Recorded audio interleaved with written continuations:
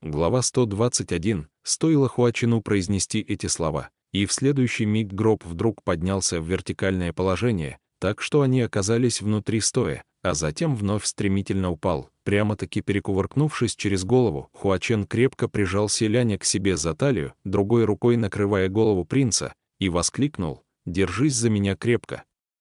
Если бы они находились снаружи, селянь смог бы вынести еще и не такие кульбиты. Но, к несчастью, сейчас они оказались в плену тесного пространства, где особенно не развернешься, да еще неизвестно, что за тварь повстречалась им. Принцу только и оставалось, что сосредоточенно приготовиться к любому исходу, при этом в душе его нарастало беспокойство. Что, если гроб расколется? Хуачен заверил: «Ничего, не страшно, даже если расколется. Со мной ты не утонешь». Демон и принц сейчас настолько тесно прижимались друг к другу, что Хуачен сказал эту фразу, практически целуя волосы селяня, и тот почувствовал вибрацию, исходящую от кадыка Хуачена. Внимание селяня немного рассеялось, а затем вновь сконцентрировалось на их лодке, которую неистово трясло и переворачивало. Казалось, гроб превратился в детскую игрушку, которую схватил ребенок не старше 3 лет, и теперь изо всех сил размахивал и бросался ею. В безвыходной ситуации селянь одной рукой крепко схватился за Хуачена, другую упер в стенку гроба. Принц оказывался то сверху, то снизу, за множество переворотов его положение сменилось несколько раз, при этом он успел натолкнуться и потереться обо все места на теле соседа, какие попадались в суматохе. И хотя Хуачен выглядел молодым парнем, после нескольких столкновений принц узнал, что все его тело твердое, как камень. Промучившись до звездочек в глазах, принц наконец-то почувствовал, что буря немного улеглась, и обнаружил себя под тяжестью Хуачена, отчего с трудом удавалось дышать. Принц, у которого круги плыли перед глазами, не без труда поднял руку, схватился за крепкое предплечье Хуачена, весьма кстати оказавшееся сбоку от него, тихонько простонал и произнес: «Да сколько же можно?» По какой-то причине Хуачен ничего на это не ответил. А селянь, еще не закончив фразу, резко задержал дыхание. Потому что вдруг почувствовал, что кое с каким местом его тела произошли необычные изменения. В мгновение Селянь ощутил потрясение еще более сильное, чем если бы увидел, как на железном дереве распустились цветы. Ведь при виде такой картины его голова не опустела бы, как это произошло сейчас. Неописуемый стыд и смущение превратились в мощнейший ураган внутри гроба, еще более сильный, чем снаружи, который разбил селяня в пух и прах. Он поспешно подогнул колени, но поза оказалась не слишком удачной. Кажется, этим движением он задел какое-то место, которое не следовало задевать, отчего Хуачен тихо шикнул: «Не шевелись!» Окрик прозвучал столь серьезно, что селянь в панике вновь распрямил ноги. Но, находясь в подобном положении, принц опасался, что Хуачен почувствует реакцию его тела. При таком раскладе, в самом деле, лучше умереть прямо в этом гробу, посильнее ударившись головой. Происходящее объяснялось бы случайностью, от него не зависящей, однако неловкость состояла в том, что совсем недавно на острове уже случилась прелюдия. Пара раз еще худо-бедно оправдывались непреднамеренной случайностью. Но когда подозрительные ситуации повторялись еще и еще, как тут объясняться? От волнения у принца вырвалось: «Так не годится». «Сань Лан, не дотрагивайся до меня», спустя секундное молчание раздался мрачный голос Хуачена: «Хорошо. Давай выбираться». Будто избежав смертной казни, селянь воскликнул: «Давай!» Внезапно гроб, в котором они находились, будто бы сделался невесомым, его подбросило в воздух. В тот же миг Хуачен и селянь вместе нанесли удар ладонью по стенкам гроба, и лодка мгновенно раскололась на части. Они покинули тесное пространство и вырвались наружу вдвоем. В свете луны селянь увидел громадного водяного дракона, который поймал в клыкастую пасть обломки покинутого ими гроба и яростно заревел под стеной дождя, словно разжевывая пищу. Однако, заметив, что ему досталась лишь пустая коробка, дракон пришел в ярость. Наверняка именно это чудище только что неистово бросало их лодку, переворачивая из стороны в сторону. Гроб уже какое-то время плыл по морю, но водяной дракон, пытаясь схватить зубами, отбросил его назад, так что приземлились Селянь и Хуачен снова на твердую землю, возвратившись на остров Черных вод. Сейчас на берегу встало на 2 человек больше, это оказались повелитель вод Уду и генерал Пэймин. Первый держал руки сложенными в печати, стоя против ветра с дождем, и, казалось, вновь хотел призвать водяного дракона, но тут второй хлопнул его по плечу: «Водяной Шисюн! Водяной Шисюн, не переусердствуй!» Эта волна прошла, и неизвестно, когда наступит следующая, побереги силы. Выходит, только что начавшийся внезапный дождь — это аккомпанемент Шиуду во время небесной кары. Теперь же ливень потихоньку ослаб, Шиуду встряхнул руками, затем повернулся к Хуачину и Селяню с вопросом: «Что вы затеяли?» Пэймин подхватил: «Да, ваше высочество, потрудитесь объяснить, в чем дело. Чем вы там внутри занимались?» Наверняка в момент, когда гроб разломился, взору каждого наблюдателя предстала позиция, в которой они находились внутри, крепко обнявшись. Селянь поморгал и уже хотел заговорить, как вдруг заметил одну деталь. После бесконечных переворотов в узком пространстве гроба и он, и Хуачен выглядели взлохмаченными, одежда на них помялась и теперь сидела неподобающе, вид настолько неприличный, насколько вообще возможно. Остерев дождевые капли с лица, принц и вовсе понял, что его щеки горят огнем. Хуачен вышел вперед и закрыл принца собой. Спустя некоторое время Селянь, тихо кашлянув, произнес: «Ничего такого. Просто гроб был слишком маленьким». Шиуду удивился еще сильнее: «Я об этом и говорю». Пэймин указал на кучу древесины, которая осталась после них на берегу, и спросил: «Вы ведь изготовили гроб здесь, на месте? Почему же не сделали его пошире?» Форму и размеры лодки Хуачен и Селянь определили вместе, и, кажется, тогда никто из них действительно даже не подумал сколотить гроб большего размера. Селяню оставалось только сменить тему: «И то верно, ха-ха, ха-ха». «Ваше превосходительство, вы недавно оказались на острове», — Пэймин ответил: «Верно. Водяной Шисюн весь путь сюда провел в сражении с течениями Черных вод, и мы только что прибыли на остров, после чего увидели, как на волнах качается деревянный гроб, что показалось нам весьма удивительным».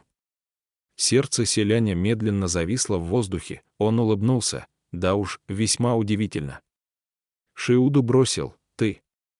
Повернувшись к Хуачину, он прищурился: «Разве на джонке ты не сказал, что лишь гроб, в котором побывал покойник, не утонет на волнах Черных вод?» Пэймин, обнажая меч, неторопливо проговорил: «Да, гроб имеется, но где же, в таком случае, покойник?» Хуачен тоже улыбнулся: «Если так не терпится увидеть покойника, предлагаю тебе убиться самому». Пэймин наставил на него острие. «Какая дерзость! Поистине достойно собирателя цветов под кровавым дождем, он действительно догадался». Хуачен рассмеялся в ответ, и когда двое уже приготовились скрестить клинки, Селянь, выйдя вперед, заслонил собой Хуачена со словами: «Ваше превосходительство, нет нужды горячиться. Вы можете быть абсолютно спокойны, в этот раз Сань Лан отправился с нами с хорошими намерениями». Пэймин переспросил: «Сань Лан? Не приходилось мне слышать, что его превосходительство, собиратель цветов, под кровавым дождем в чьем-то доме какой-то по счету сын? С хорошими намерениями.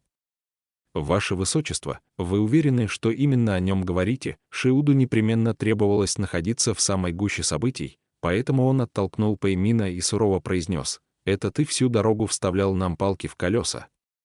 С какой целью ты заманил нас в черные воды? И где Цинцюань?» Хуачен ответил: «Это чужие владения, думаешь, мне хотелось заявляться сюда?» Селянь уже привык к подобным сценам, поэтому ловко перевел разговор в другое русло. Повелитель ветров не нашелся. Пэймин в ответ развел руками: «Я собирался его выловить, но тут водяной Шисюн накатил громадную волну, и нас унесло в разные стороны». Шиуду возразил: «Пэйсюн, не стоит заблуждаться. Если бы я не поднимал волны, эти твари так и выпрыгивали бы из воды друг за другом, и ты уж точно не смог бы их выловить». Селянь тут же вмешался: «Не горячитесь, не горячитесь. Вот что. Повелитель ветров, вместе с повелителем земли, с ним не должно случиться ничего ужасного». Шиуду фыркнул: «Повелитель земли? Какой прок от повелителя земли? Ни рыба, ни мясо.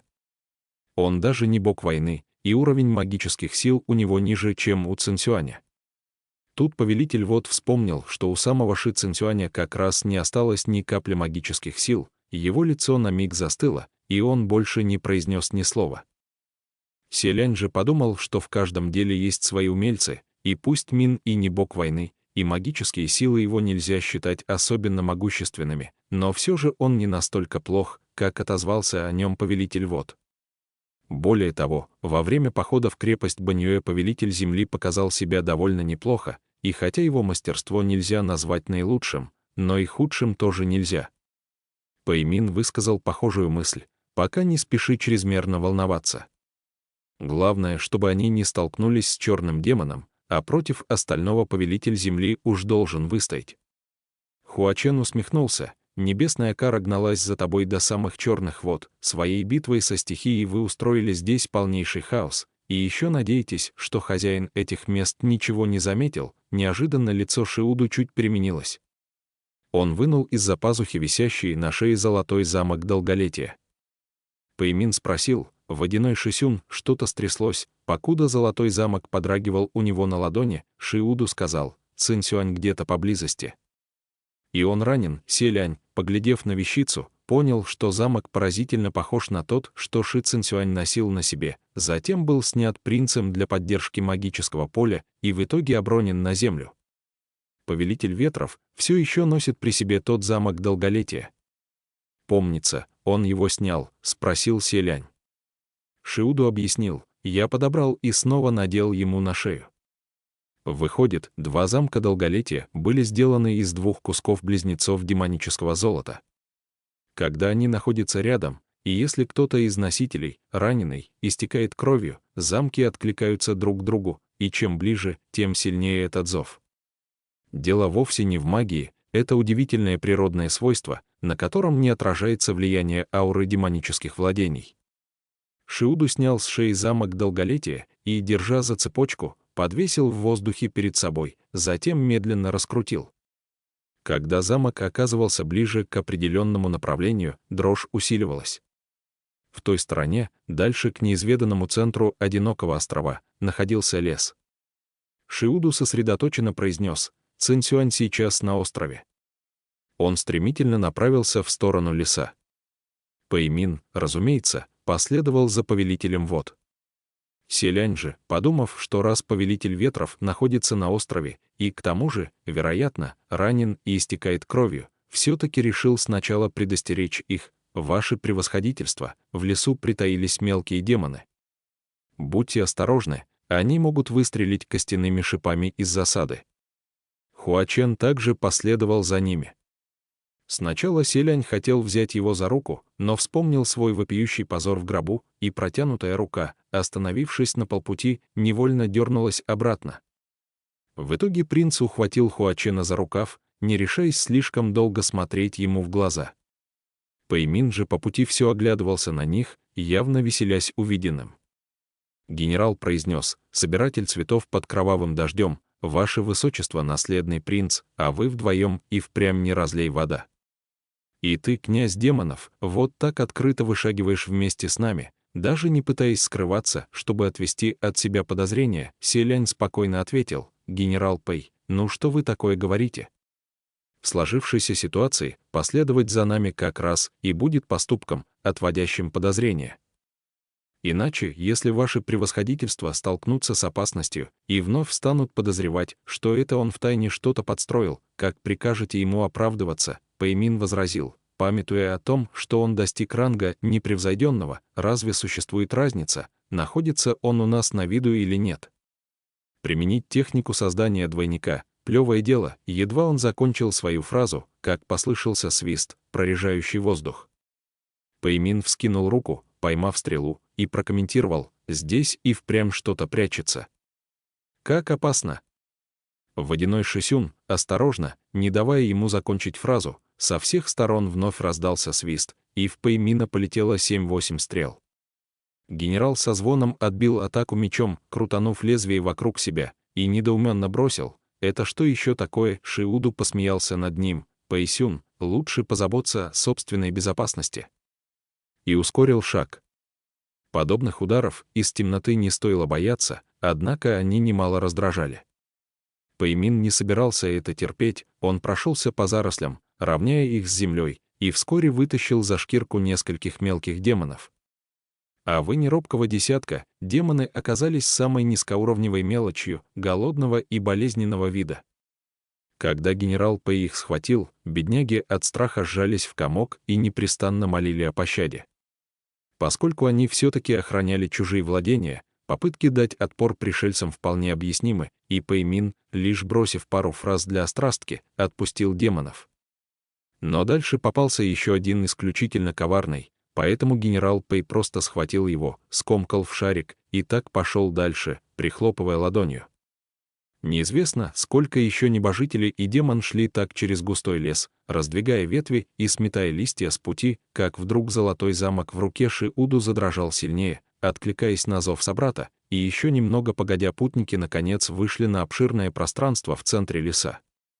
Здесь обнаружилось озеро, к которому они приблизились вчетвером. И вдруг Пэймин заявил, обращаясь к Хуачину: «Собиратель цветов под кровавым дождем, и если еще раз вздумаешь так шутить, я терпеть не стану». Селянь и Хуачен одновременно посмотрели на него, потом друг на друга. Пэймин же хмуро продолжал: «Хочешь битвы, так вызови меня на поединок по-честному. Я, генерал Пэй, не таков, как те 33 чиновника, мне тебя бояться не пристало. А в таких мелких подножках и вовсе никакого смысла нет». Хуачен приподнял бровь. «ГГ, ты должен мне поверить, я здесь ни при чем». Селянь, генерал Пэй, он бы не стал играть с вами такие глупые шутки. Пэймин с сомнением спросил: «Правда?» Селянь насторожился и произнес: «Стоит поберечься иной нечисти, что безобразничает на острове». Пэймин не стал продолжать разговор. Внезапно Шиуду замедлил шаг. Здесь. В этом месте реакция Золотого замка Долголетия оказалась самой бурной. Отсюда следовало, что Ши Цинсюань находился именно здесь, где-то очень близко. Но только они прекрасно видели, что кроме озера, перед ними больше ничего не было. Пэймин предположил, неужели под землей устроен дворец. Шиуду вглядывался в воду, когда Селянь сказал: «Также возможно, что под водой». Но в озеро на острове Черных вод просто так погружаться нельзя, ведь неизвестно, удастся ли выплыть обратно. Поверхность озера была ровной, без единой волны ряби, похожей на огромное зеркало, в котором отражалась висящая в ночном небе мертвенно-бледная луна, но ни звезд, ни облаков. Они вчетвером обошли озеро по кругу. Селянь погрузился в раздумье, как бы им изучить дно озера, и вдруг ночное небо прорезал душераздирающий крик. Впереди всех шел Шиуду, Пэймин же завершал процессию, и, обернувшись в едином порыве, троица увидела, что верещит не своим голосом пойманный Пэймином по дороге мелкий демон. Его тощее тельце сейчас стояло на земле, вот только голова исчезла, а из раны на шее фонтаном почти в целый чжан хлестала кровь. Оказалось, что голова подлетела в воздух, где истошно вопила. Селянь воскликнул: «Генерал Пэй, зачем вы его убили?» «Нет». Только успел Пэймин выкрикнуть в ответ, как тут же тяжело повалился на одно колено.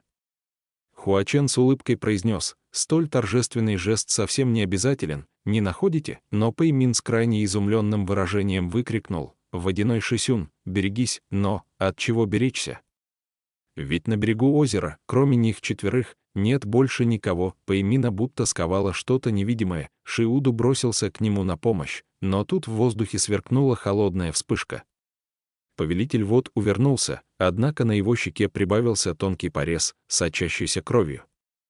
Он дотронулся до лица рукой и мгновенно помрачнел. Селянь закрыл Хуачена собой и воскликнул: «Техника невидимости!» Пэймин наконец высвободился из незримых пут и вскричал: «Сосредоточиться!» Никому не расходиться, но Шиуду не задумывался больше ни о чем. Ощутив реакцию замка Долголетия, он стремглав бросился в обход озера на зов. «Цинсюань! Цинсюань!» Громко звал он на бегу. Кругом воцарился хаос, однако именно в этой суматохе Селянь вдруг заметил одну крайне странную деталь. На берегу, ровном и просторном, не было ничего. Но тот же берег, отраженный поверхностью воды, выглядел иначе. В отражении на противоположной стороне озера высилось черное, как ночь, строение. Настолько зловещее, что походило вовсе не на человеческое жилище, а скорее на темницу без дверей, с одним лишь высоким окном, безжалостно запертым прутьями железной решетки. Между прутьев высунулась чья-то бледная рука, которая изо всех сил металась из стороны в сторону, будто призывая на помощь. Селянь вскинул голову, глядя на противоположный берег, где и в самом деле было пусто, за исключением Шиуду с замком долголетия в руке. Снова опустив взгляд на поверхность озера, принц мог поклясться, что опять увидел зловещую темницу. Шиуду озирался по сторонам, стоя прямо перед строением, но совершенно его не замечал. У селяня вырвалось: «Ваше превосходительство! Я нашел!» Посмотрите, но в тот же миг зрачки принца резко сузились. На поверхности Черного озера отразилось кое-что еще. За спинами селяня и Хуачена бесшумно выросла черная тень.